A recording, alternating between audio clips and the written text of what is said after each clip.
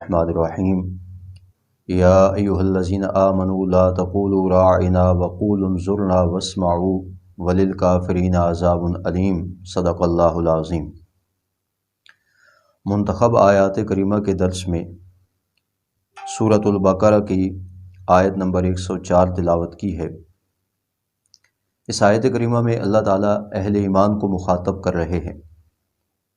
قرآن کریم میں دو طرح کا خطاب ہے، ایک ہے خطاب عام اور ایک ہے خطاب خاص۔ خطاب عام کیا ہے کہ اللہ تعالیٰ تمام انسانیت کو مخاطب فرماتے ہیں، یا ایہا الناس۔ قرآن کریم میں آپ دیکھیں گے کہ یہ خطاب کئی ایک مرتبہ آیا ہے، لیکن اس عام خطاب کے بعد اللہ تعالیٰ توحید کا درس دیتے ہیں، رسالت کا مضمون بیان کرتے ہیں، قیامت کے عقیدے کی وضاحت فرماتے ہیں۔ چونکہ یہ عقائد و نظریات وہ ہیں کہ جس کی تمام انسانیت مکلف ہے۔ جب تک عقیدہ توحید و رسالت یا قیامت نہیں اپنایا جائے گا، اس وقت تک انسان اسلام کی آغوش میں، اسلام کے حلقے اور دائرے میں داخل نہیں ہو سکتا۔ اس لیے اس کا مخاطب تمام انسانیت ہے۔ اس لیے یا ایھا الناس کے اس خطاب عام کے بعد ان عقائد و نظریات کو بیان کیا جاتا ہے۔ پھر وہ لوگ جو اللہ تعالیٰ کے بتائے ہوئے ان نظریات و عقائد کو مان لیتے ہیں، عقیدہ توحید، عقیدہ رسالت، عقیدہ قیامت، تو اسلام کی صف میں شامل ہو جاتے ہیں، انہیں پھر مومن کہا جاتا ہے۔ قرآن کریم میں دوسرا خطاب جو خاص خطاب ہے وہ اللہ تعالیٰ نے اہل ایمان کو کیا ہے، اور یہ قرآن کریم میں پہلا خطاب ہے ترتیب میں جو اللہ تعالیٰ اہل ایمان کو کر رہے ہیں۔ اس خطاب میں اللہ تعالیٰ اہل ایمان کو آقا دو جہاں صلی اللہ علیہ وسلم کا ادب و احترام بتا رہے ہیں۔ صحابہ اکرام کے ہاں ایک معمول تھا، آپ صلی اللہ علیہ وسلم کوئی بات ارشاد فرماتے اور صحابہ اکرام کو سمجھ نہ آتی، دوبارہ پوچھنے کی ضرورت پڑ جاتی، تو صحابہ اکرام لفظ بولتے تھے راعنا، یا رسول اللہ ہماری رعایت کیجیے اور بات دوبارہ ارشاد فرما دیجیے۔ یہ لفظ ایسا لفظ تھا جس کے استعمال کرنے میں صحابہ اکرام کی نیت بھی درست تھی، اور موقع محل کی مناسبت سے صحابہ اکرام استعمال کرتے تھے، مگر کچھ دشمنان اسلام کو اس موقع پر آپ صلی اللہ علیہ وسلم کی توہین کا پہلو ہاتھ آتا تھا۔ وہ راعنا کے بجائے راعینا کا لفظ بولتے، جس کا مفہوم یہ بنتا ہے معاذ اللہ اے ہمارے چرواہے۔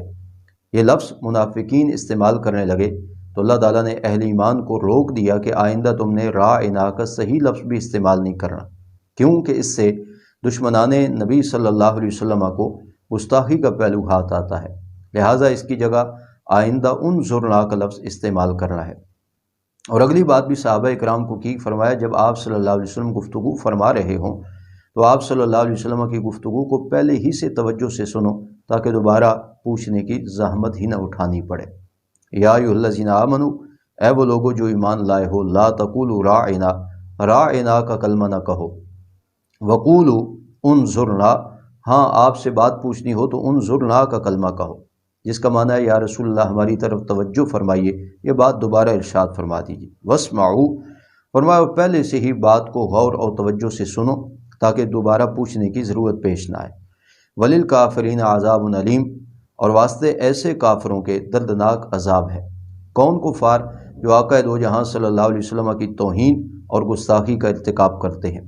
تو اس آیت کریمہ سے آپ صلی اللہ علیہ وسلم کے ادب و احترام کا ایک ضابطہ معلوم ہوا کہ ہر وہ لفظ جو آپ صلی اللہ علیہ وسلم کی توہین اور گستاخی کا وہم بھی پیدا کرتا ہو، شریعت اسلامیہ وہ لفظ استعمال نہیں کرنے دیتی۔